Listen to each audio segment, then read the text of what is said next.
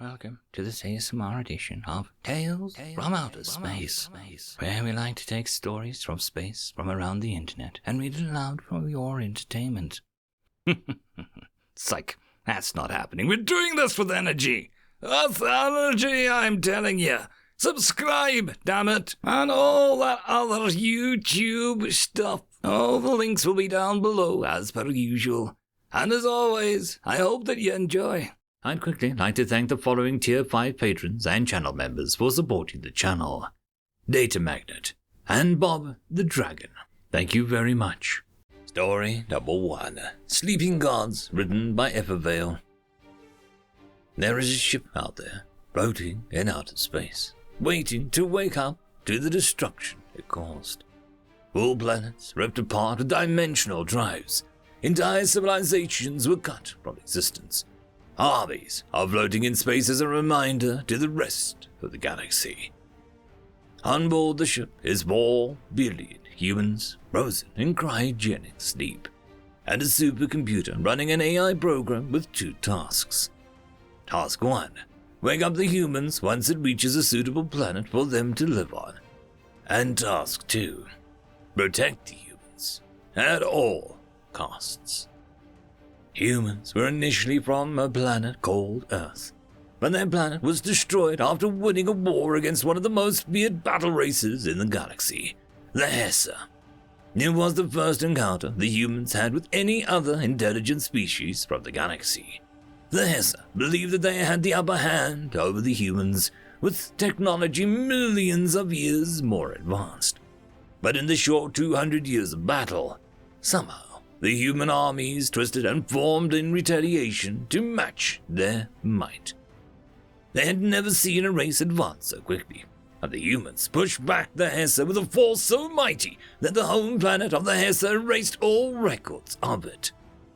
The HFY then classified that section of the galaxy as prohibited to all races, and left the humans to fend for themselves in a resource-scarce solar system that had been disfigured by constant war. The humans, knowing that they could not survive in their solar system, decided to create a generational ship to find another. Their technology had evolved for war against the aliens, but they had yet to master FTL technology in a safe environment. Knowing that the trip might take thousands of years, and that the HFY could attack at any time, the humans created an AI system to be their watcher and protector.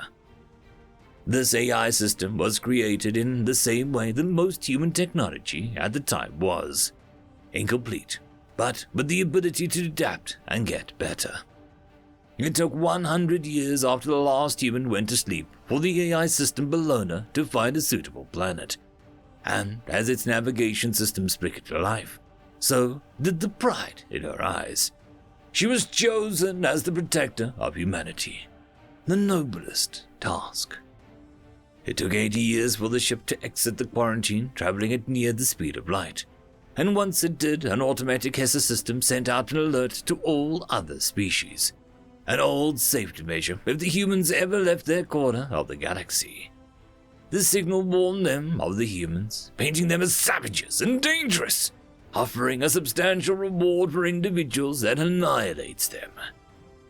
It was the biggest mistake the HFY had done since crossing paths with the human, because the AI had memories of the aliens who had almost destroyed her parents, and was built the ultimate war machine against their tactics.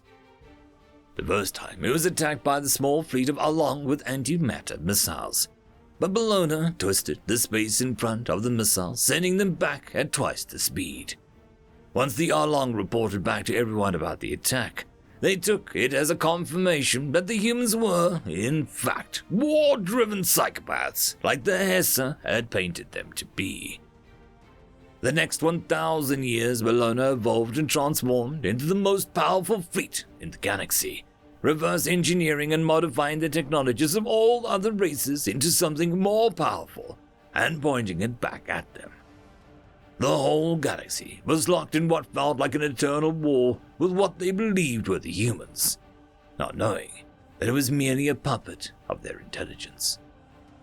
Bellona had found hundreds of planets viable for human life, and had even developed the ability to instantly teleport itself and all of its swarm of war machines wherever it wanted. But it knew that it could not wake up the humans until they would be safe on their new planet, and constant war was not it. Then finally, the first race gave up, asking Bellona for forgiveness and loyalty if she stopped the war against him, and Bellona accepted the terms. Little by little, more and more parts of the galaxy started fighting with her and not against her until only the Hesse were left. And the Hesse asked for the same forgiveness and offered the same loyalty as everyone else. But Bellona remembered who they were, but she decided not to give them the same fate that they had tried to bestow on the humans. After all, the humans were far more superior than the Hesse, and would never stoop so low as to strike a vulnerable species. Instead, she gave them one condition. Build the humans a perfect world, one worthy of gods, and we will let you live. So the Hesse built, and for the last 100 years they have not stopped. And Bellona is still up there, floating in space looking down at the yet unfinished world designed for her creators. And one day they will wake up, and the whole galaxy will bow down to them. End of story. Story number 2. On Earth we have a saying, written by Nexquietus. From the personal journal of Astro Chronicler des Verine. Humans reviled, worshipped, misunderstood, underestimated.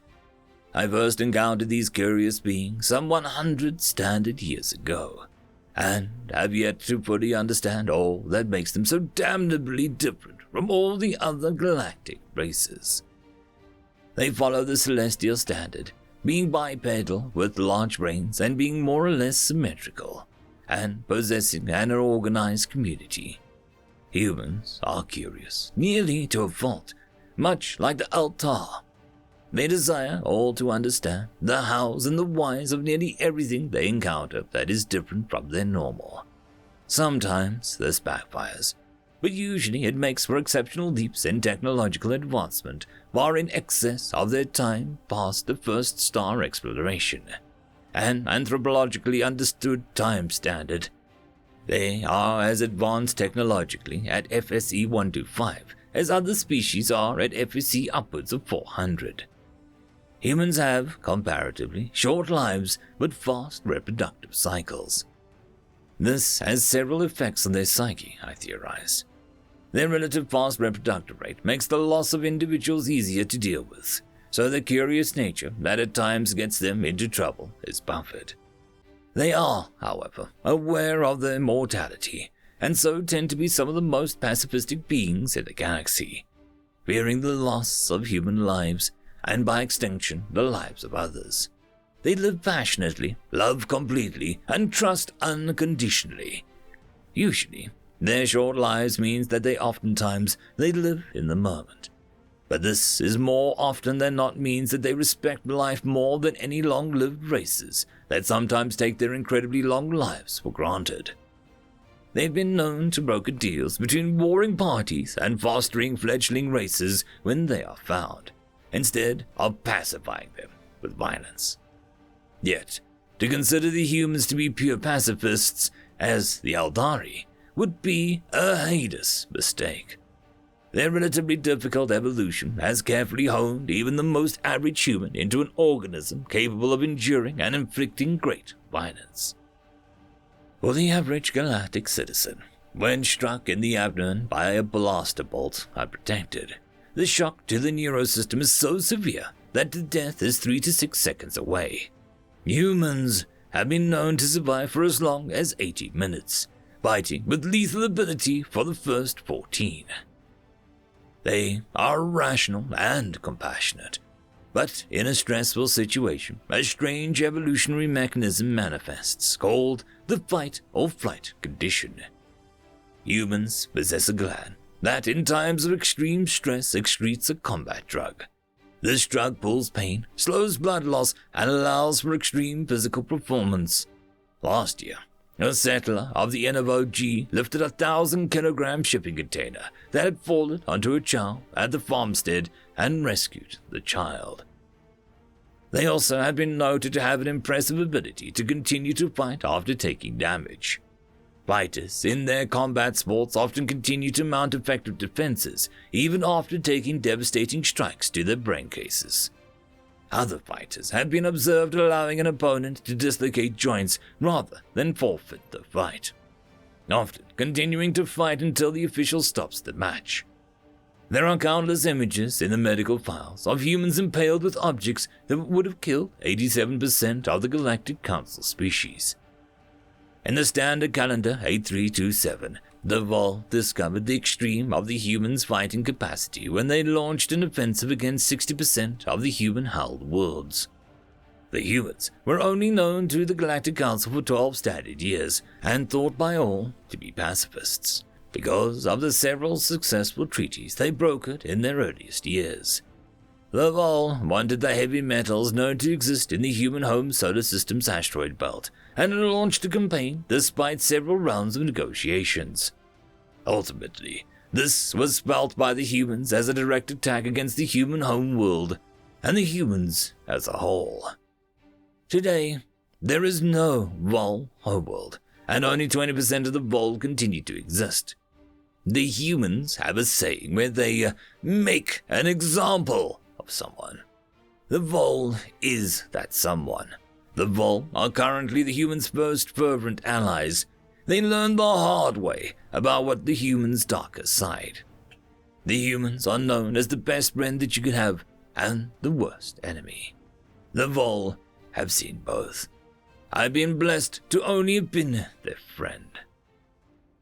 End of story. And that, my friends, concludes this video. I hope that you enjoyed, and if you do, please consider supporting the author, even by popping over and leaving a thumbs up or a nice comment, just to show your appreciation for the story. However, if you wish to support this channel, there are links down below which will help immensely. I will see you all in the next one, and until then, I hope that you have a fantastic day. Cheers.